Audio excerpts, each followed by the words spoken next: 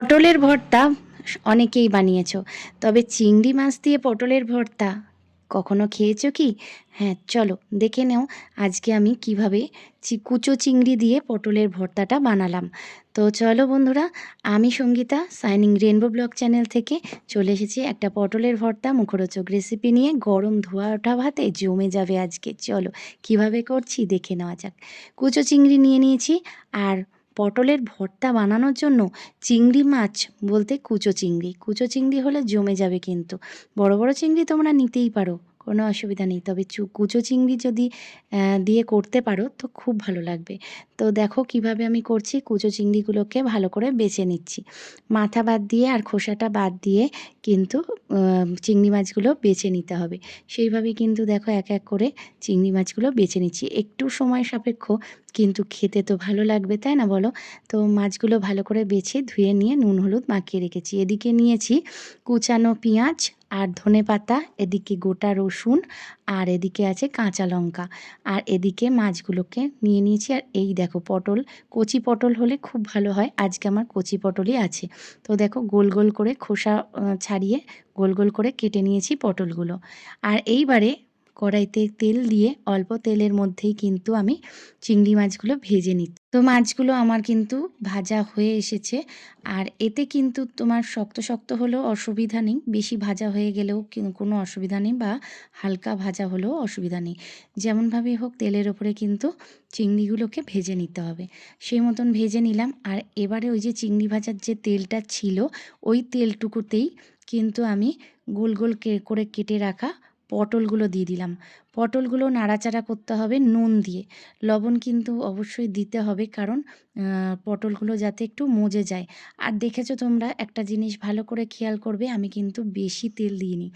এই পটলটা নাড়াচাড়া জাস্ট করতে হবে কড়াইতে, আর যাকে বলে সেঁকে নেওয়া, ঠিক আছে? আর এর মধ্যেই কিন্তু পেঁয়াজ দিয়ে নিলাম, রসুন, গোটা রসুনটা দিলাম। এরপরে কিন্তু দেব শুকনো লঙ্কা, 4টে শুকনো লঙ্কা দিয়ে দিলাম, সেটাও কিন্তু নাড়াচাড়া করতে হবে। সবগুলোই সব কিছুই যেগুলো দিয়ে আমি বাটবো আর কি, বাটা হবে সমস্ত কিছুই কিন্তু কড়াতে নেড়ে নিচ্ছি। জাস্ট নেড়ে নেওয়া তেলের ওপরে।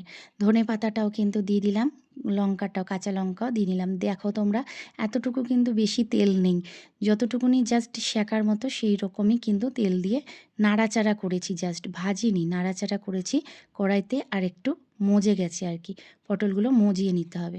এইবারে দেখো মিক্সির বাটি একটা নিয়ে নিলাম, বড় বাটিটা নিতে হবে, যেহেতু আমার পরিমাণটা বেশি পটলের। তোমরা চাইলে অল্প হলে ছোট বাটিও নিতে পারো।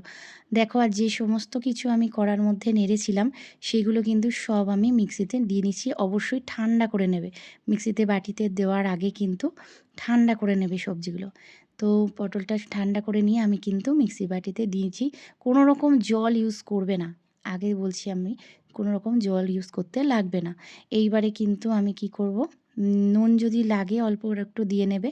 আর ওই যে ভেজে রাখা চিংড়ি মাছগুলো কিন্তু দিয়ে নিলাম। তবে হ্যাঁ, 2-4টে রেখে দিয়েছি আলাদা করে, পরে ওটা দেবো বলে। তো দেখতে থাকো কিভাবে করছি। এবারে কিন্তু আমি এটা বেটে নেবো, ঠিক আছে? ঘুরিয়ে নেব একবার। এই দেখো মিক্সিতে ঘুরিয়ে নিচ্ছি।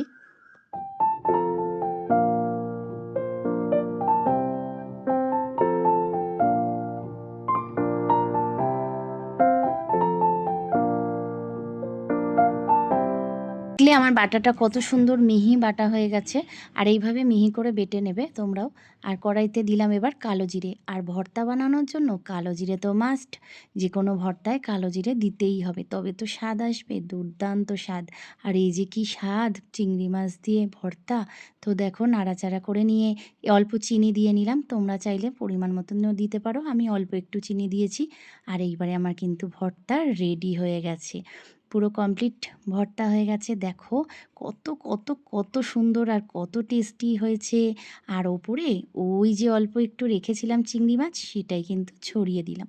আর তার উপর দিয়ে কাঁচা সর্ষের তেল দিয়ে একটা শুকনো লঙ্কা দিয়ে গার্নিশ করে নিলাম। কত সুন্দর খেতে! আর গরম ভাত, ধোয়া ওঠা ভাতে, আর এমন চিংড়ি পটলের ভর্তা, ওহ, দুর্দান্ত স্বাদ আনে। খাবার পাতে, তাই তো? তো চলো তোমরাও এভাবে বানিয়ে ফেলো বন্ধুরা, ঠিক আছে? আর কেমন লাগলো অবশ্যই কমেন্ট করে জানাতে ভুলো না।